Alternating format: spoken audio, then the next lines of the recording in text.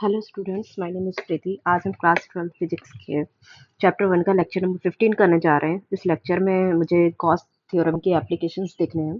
तो इस थ्योरी के जो एप्लीकेशंस हैं उसमें से जो नेक्स्ट एप्लीकेशन है वो है electric field due to a thin spherical shell. ठीक है, electric field due to a thin spherical shell. ठीक है, अब मुझे एक स्फेरिकल शेल बनानी है। तो ये मेरी एक स्फेरिकल शेल है। ठीक है, स्फेरिकल शेल जिसके अंदर कोई चार्ज नहीं है। ठीक है, इसके सरफेस पे चार्ज है ओनली। ठीक है, इसकी जो रेडियस है वो r है। ठीक है, अब मुझे इसके अराउंड मुझे इसके आसपास इलेक्ट्रिक फील्ड निकालनी है 3 जगह पे। जब एक तो मुझे r डिस्टेंस पे निकालनी है। ठीक है, इसके आउटसाइड r, ये इसकी डिस्टेंस है r। ठीक है, एक तो मुझे r greater than r radius है, मतलब ये जो है आउटसाइड है। यहाँ पे मुझे फील्ड निकालनी है।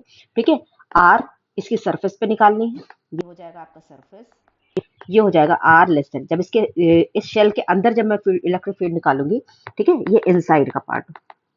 ठीक है, मुझे इन 3 पॉइंट पे इसकी इलेक्ट्रिक फील्ड निकालनी है।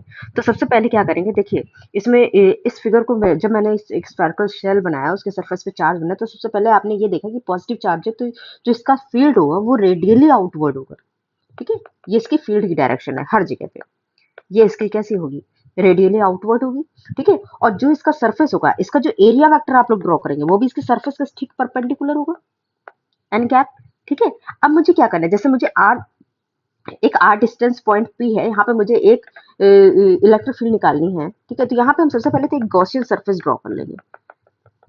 ठीक है, जो इस चार्ज को पूरा इनक्लोज कर ले, जो स्फेरिकल शेल को अंदर से इनक्लोज कर ले।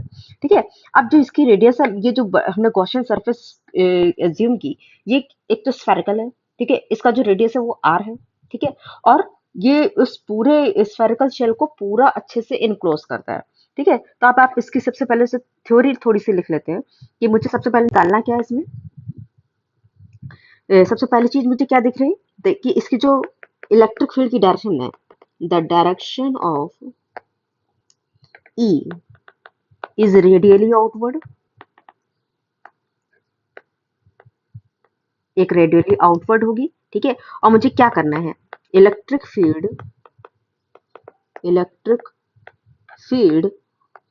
आउटसाइड द स्फेरिकल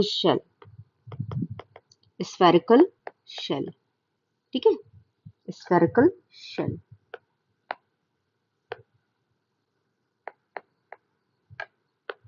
अब आउटसाइड का स्फेरिकल शेल मतलब r is greater than r। ठीक है, उस शेल के बाहर है। तो अब मुझे सबसे पहले एक कंसीडर करना है, एक मुझे गॉसियन सरफेस कंसीडर करनी है। ठीक है, तो consider a spherical Gaussian surface of radius r। ठीक है, इस गॉसियन सरफेस की जो रेडियस है वो r है, और जो इस सरफेस से जो फ्लक्स पास करेगा, ठीक है, the flux through the surface हम लोग किस तरह से लिख सकते हैं, phi equal to E A cos theta. ठीक है, और यहाँ पे थीटा क्या है, angle between E and N cap. ठीक है, तो थीटा यहाँ पे 0 है। क्यों, आपने देखा कि जो स्फेरिकल शेल है, स्फेरिकल शेल की जो इलेक्ट्रिक फील्ड है वो रेडियली आउटवर्ड है, और जो एरिया वेक्टर वो भी आउटवर्ड है। तो इन दोनों ई और एन के बीच का एंगल कितना हो गया, 0 हो गया। तो हमारा कॉस 0 कितना हो गया, ये हो गया मेरा 1। ठीक है, कॉस 0 मेरा 1 हो गया, क्योंकि हमारी जो इलेक्ट्रिक फील्ड है वो पैरेलल है एरिया वेक्टर के। ठीक है, तो फाई मेरा कितना हो गया, ई ए कॉस 0 1 हो गया। ठीक है, अब फाई एरिया क्या होगा, हमारी जो क्वेश्चन सरफेस है उसका एरिया क्या होगा, 4 पाई स्मॉल आर स्क्वायर। ठीक है, अब चूंकि मुझे पता है गॉस थ्योरम क्या बोलती है, अकॉर्डिंग टू फाई क्या होता है, क्यू बाई एप्सिलॉन नॉट। ठीक है, क्यू, अच्छा जो ये जो मेरा स्फेरिकल शेल है, ठीक है, इसकी सारा चार्ज सरफेस पे पड़ा हुआ है। ठीक है, तो इसकी सरफेस चार्ज डेंसिटी हम लोग जो लिखते हैं वो सिग्मा से लिखते हैं, सिग्मा सिग्मा कूलॉम पर मीटर स्क्वायर। तो क्यू बाई ए होगा, ठीक है। तो अब मुझे चार्ज यहाँ पे क्या आ जाएगा, मेरा सिग्मा ही आ जाएगा। ठीक है। अब ये जो मेरा गॉस थ्योरम जो चार्ज मेरा इंक्लूड किया हुआ है, ठीक है, उसका एरिया क्या होगा, sigma into 4 pi capital R square, क्योंकि इसके अंदर इसी की बात हो रही है ना, जिसके अंदर चार्ज है, जिस स्फेरिकल शेल के ऊपर चार्ज बना उसकी बात हो रही है।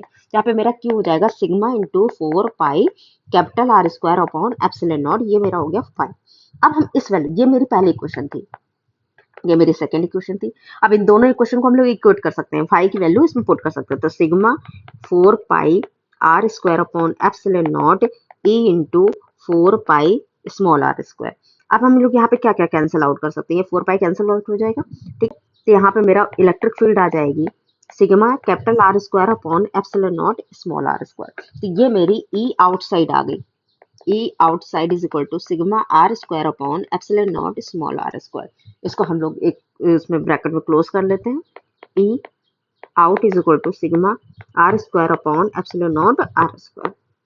इस रिलेशन को आप लोग बहुत अच्छे से याद रखिए।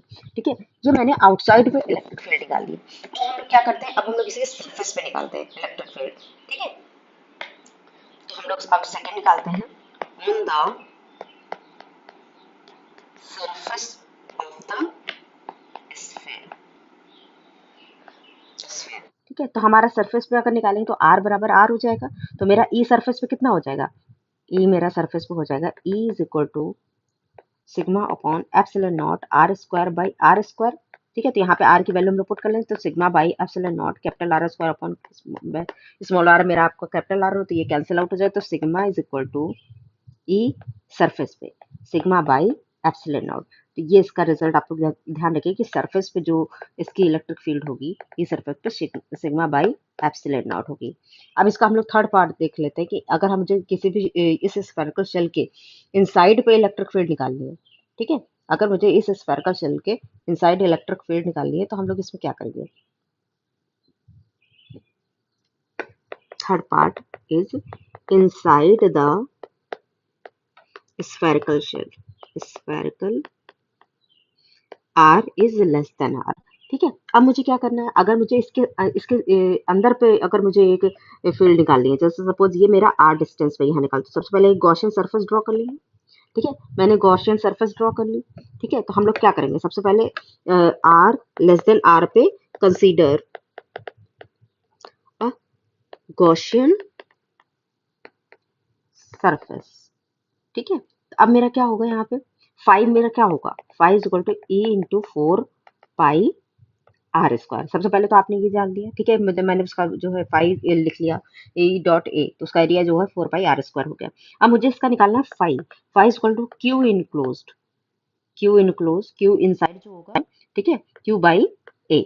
अब ये बताइए क्यू तो यहाँ पे 0 है। ठीक है, तो यहाँ पे मेरा 5 कितना हो जाएगा, 0, फ्लक्स 0 हो जाएगा। जब मेरा फ्लक्स 0 हो जाएगा तो यहाँ की इलेक्ट्रिक फील्ड कितनी हो जाएगी, 0 हो जाएगी। तो इनसाइड जो होगा, इनसाइड पे इस किसी भी स्फेरिकल शेल के इनसाइड पे जो इलेक्ट्रिक फील्ड होगी वो होगी हमारी 0। अब आप लोग एक थोड़ा सा इसको देख लीजिए पूरा, इसको याद रखने के लिए कि ये मेरा कोई स्फेरिकल शेल है जो पॉजिटिवली चार्ज्ड है। ठीक है, ये मेरा पॉजिटिवली चार्ज्ड है, इसकी रेडियस है r। ठीक है, तो सबसे पहले इसके r डिस्टेंस पे, सरफेस पे और इसके इनसाइड पे, ये r, ये r, ये r, ये आउट है, ये सरफेस पे है, ये इनसाइड है।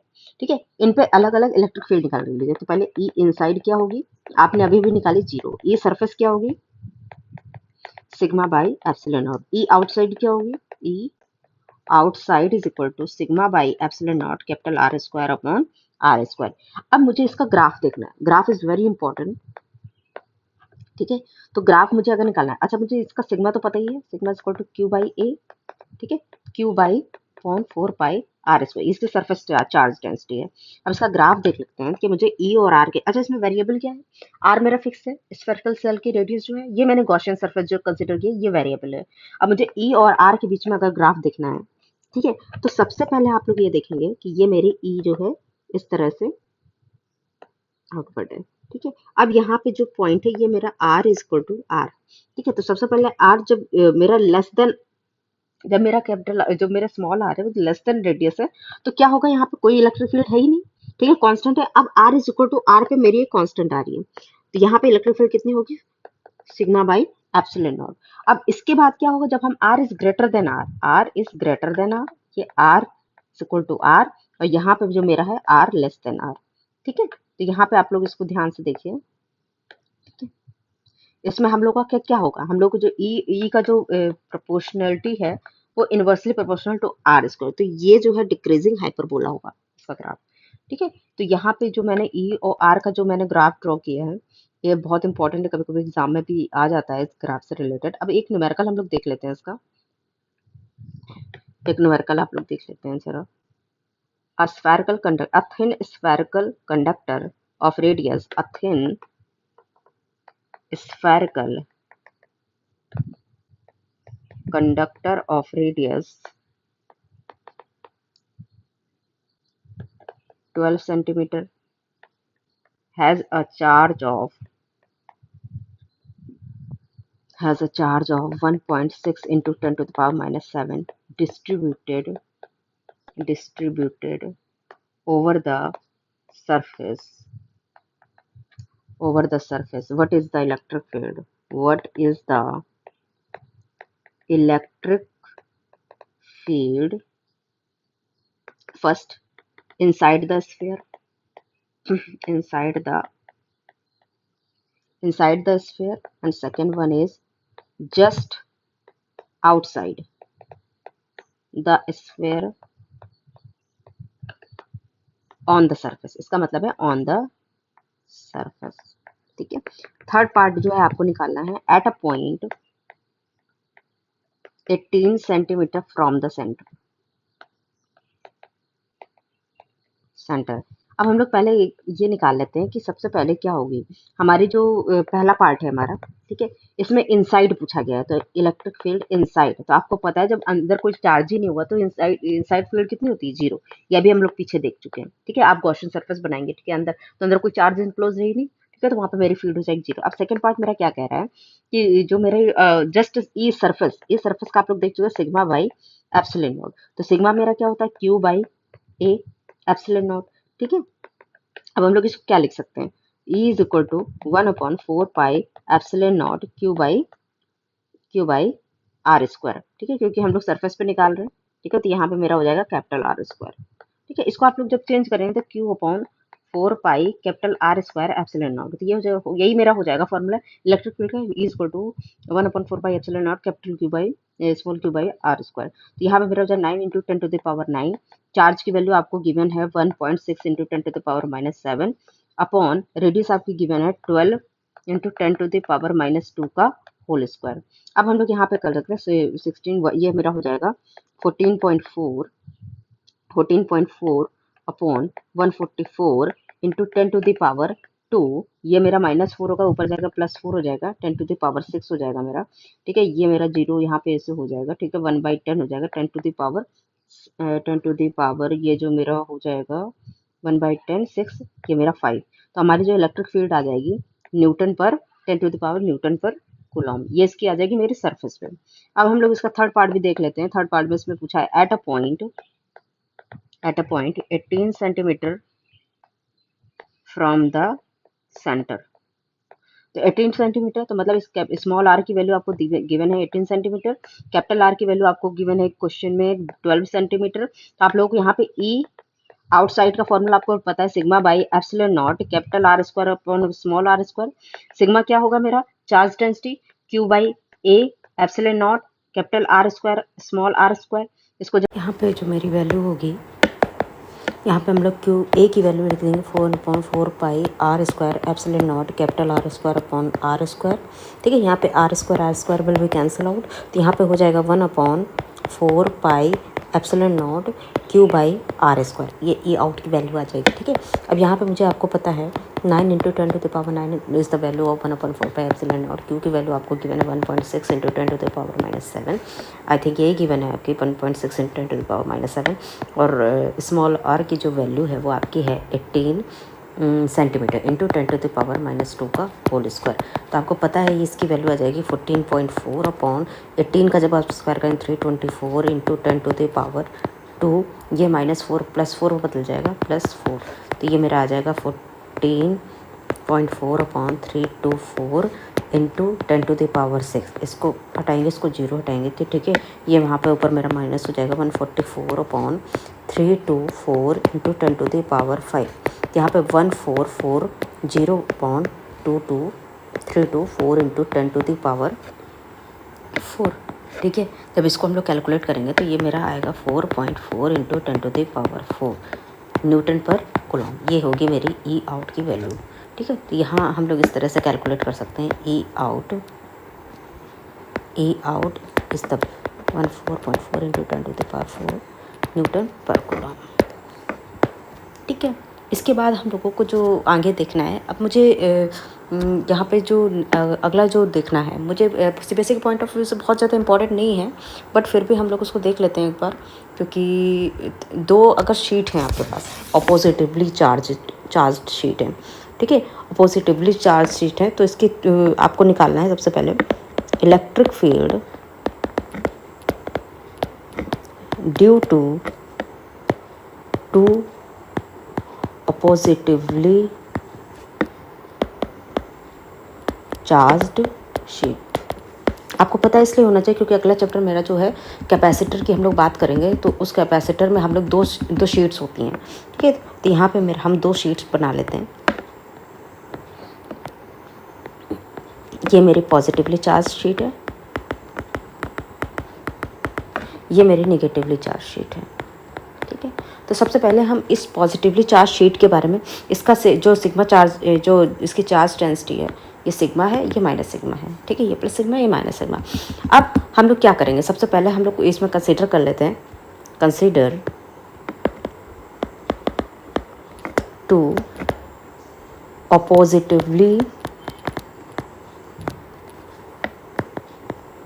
Charged plates with surface charge density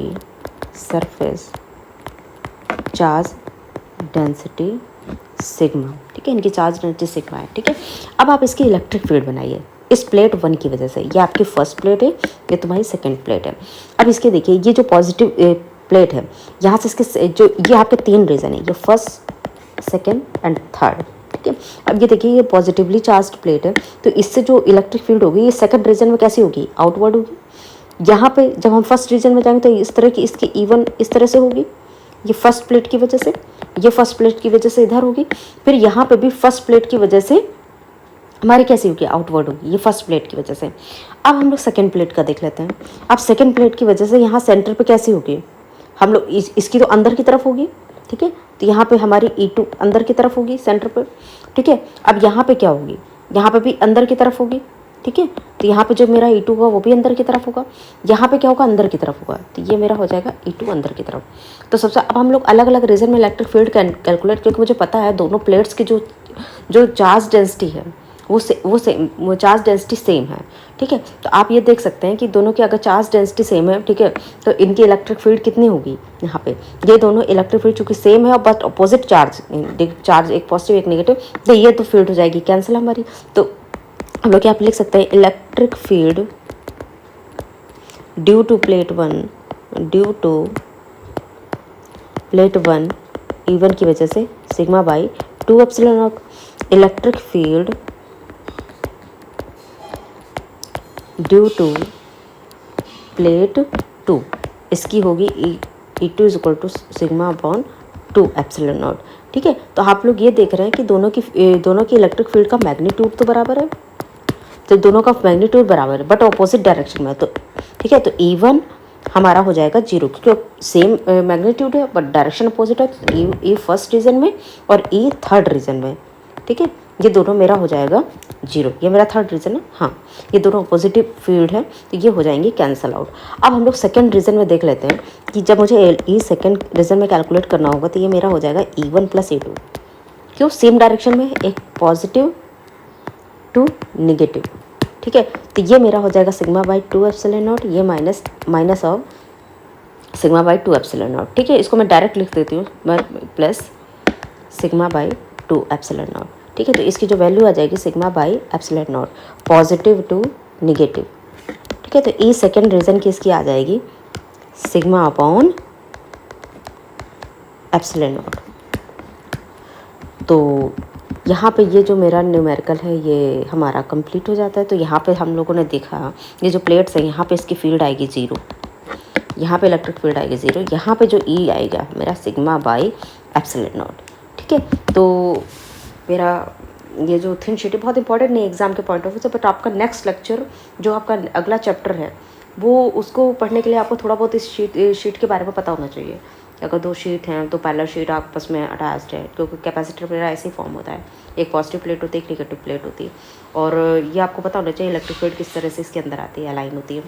तो आज के लिए सिर्फ इतना ही। Thank you.